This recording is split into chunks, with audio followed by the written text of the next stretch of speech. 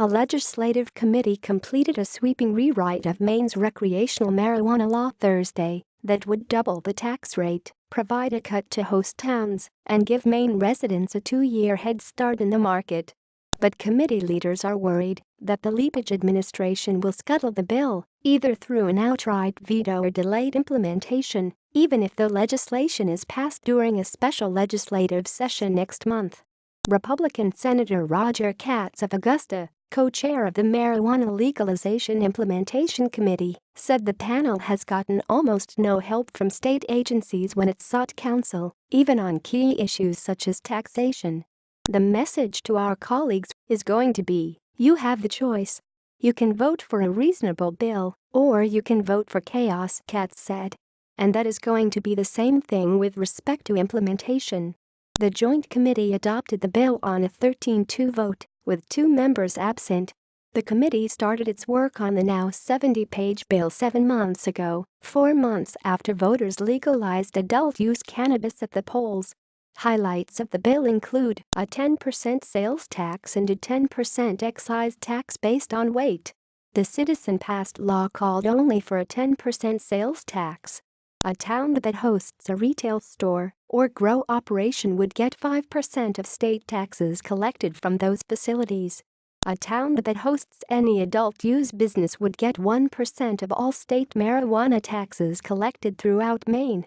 Applicants for any recreational marijuana license would be required to have lived in Maine and paid taxes here for at least 2 years. Property owners couldn't have more than 12 adult-use plants growing on their property regardless of the number of residents living there, but towns could vote to expand that limit to 18 plants.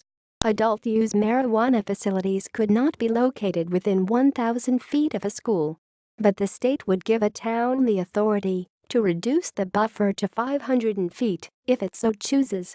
Also, anyone who holds both a medical marijuana and an adult-use license would be allowed to grow and process both kinds of cannabis in the same building, but not the same area at the same time.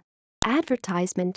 Retail stores could sell both kinds of marijuana in the same building if they hold both kinds of licenses, but only if they have separate entrances and separate counters, much like what is required in Colorado.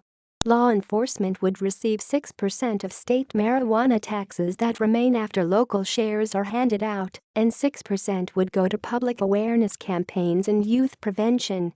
The rest would go to the state's general fund. Provisions to allow internet and drive-up sales, to let medical marijuana dispensaries convert from tax-paying nonprofits to for-profits, and to permit a one-time transfer of medical plants into the adult-use market were killed. Katz said the bill regulates and oversees a new industry in a way that discourages an underground market while enacting protections and benefits for Mainers. It gives an honest advantage to Maine citizens by giving them the first opportunity to participate in every facet of this industry, Katz said. It taxes in a fair and appropriate way. It does everything we can do to protect our youth and to allocate resources to public safety. It does so in a way that I think is generally simple and understandable to Maine people. But committee members worry the bill might never become a reality, even if it gets support in the legislature next month. Leaders repeatedly asked for state help to draw up the new rules, but were usually ignored. Advertisement. Committee co-chair Representative Teresa Pierce, a Democrat from Falmouth, said she hopes Governor Paul LePage will follow in the footsteps of other state governors who opposed legalization but still implemented the will of the people. I find it, I'll say it, appalling that we have heard this might not be acted upon, Pierce said. It is wildly frustrating to have worked 9 months on something and know that that might be the outcome.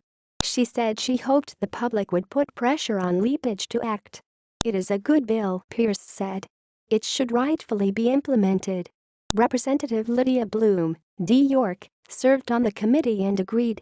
This very important citizens' referendum was passed by the citizens of Maine and should be respected, Bloom said. We have worked here as a team to respect it and to make it better. To not have the cooperation of the executive, to have him playing games with us, I find it appalling. Advertisement. Katz said he had not talked with LePage about the bill directly, but had been told second and third hand that the governor wasn't interested in implementing the bill, even if it becomes law. He held out hope that LePage would come around